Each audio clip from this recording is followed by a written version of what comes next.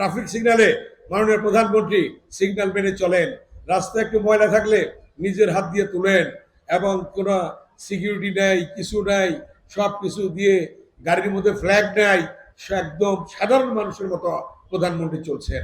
আপনারাও সেইভাবে চলতে হবে, আপনাদের জনগণের পাশে দাঁড়াইতে হবে। নেতা হয়ে গেছেন, আমি এমপি হয়ে গেছি, তার মানে কিছু হয়ে যায় নাই। আমরা জনগণের সেবক হিসেবে আমরা কাজ করব, কি বলেন আপনারা? এবং নেতারা সেভাবে কাজ করবেন দয়া করে।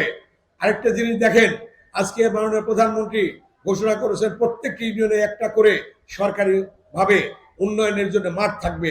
আমরা কালিন্দি ইউনিয়নের নেতৃবৃন্দকে বলেছি একটা মাঠ তাড়াতাড়ি বলে দেন, সরকারি ভাবে উন্নয়ন হবে এবং প্রত্যেক ইউনিয়নে হচ্ছে, সেটা আমরা করে দেবো খুব দ্রুত।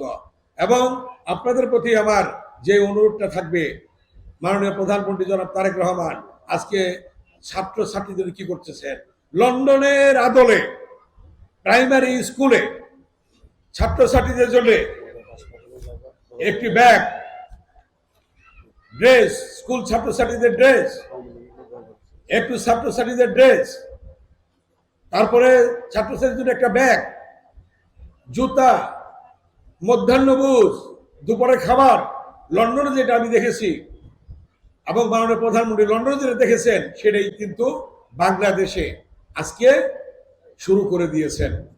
প্রতিটি প্রাইমারি স্কুলে প্রত্যেক ছাত্রছাত্রীর জন্য একটা ব্যাগ থাকবে, জুতা থাকবে, ড্রেস থাকবে, মধ্যাহ্নভোজ থাকবে, খাবার থাকবে। এটা হলে আজকে দেখবেন ছেলেমেয়েরা স্কুলে বেশি করে আসবে। আর আপনাদের প্রতি অনুরোধ, আপনারা ছেলে মেয়েদেরকে বাড়ি থেকে স্কুলমুখী করবেন, যাতে সকল স্কুলে আসে, লেখাপড়া করে মানুষ হয়, সেদিকে আপনারা খেয়াল রাখবেন। আরেকটা জিনিস আপনাদেরকে আমি বলবো, সেটা হলো দেখেন মাননীয় প্রধানমন্ত্রী নতুন করে স্পোর্টস শুরু করেছেন ছাত্রছাত্রীদের জন্য। কেন? আজকে এই 17 বছরে কিছু কিছু জায়গায় কিছু কিছু ছেলেমেয়েরা সর্বনাশ করে ফেলেছে, নষ্ট হয়ে গিয়েছে, মাদকে আসক্ত হয়েছে। আমাদের এখানে ওসি সাহেব আছেন, আমরা বলেছি, মাননীয় প্রধানমন্ত্রী ঘোষণা করেছেন যে কোনো এলাকায় মাদক থাকতে পারবে না, মাদক নির্মূল করতে হবে। আপনাদের প্রতি আমার অনুরোধ, আপনারা মাদক নির্মূল করার জন্য যে মাদক খাবে, যে বিক্রি করবে, তাকে ধরিয়ে দেবেন। আপনারা এই এলাকায় কেউ মাদক বিক্রি করতে পারবে না, খেতেও পারবে না, সেদিকে আপনারা লক্ষ্য রাখবেন। আর আমরা কিছুদিনের মধ্যেই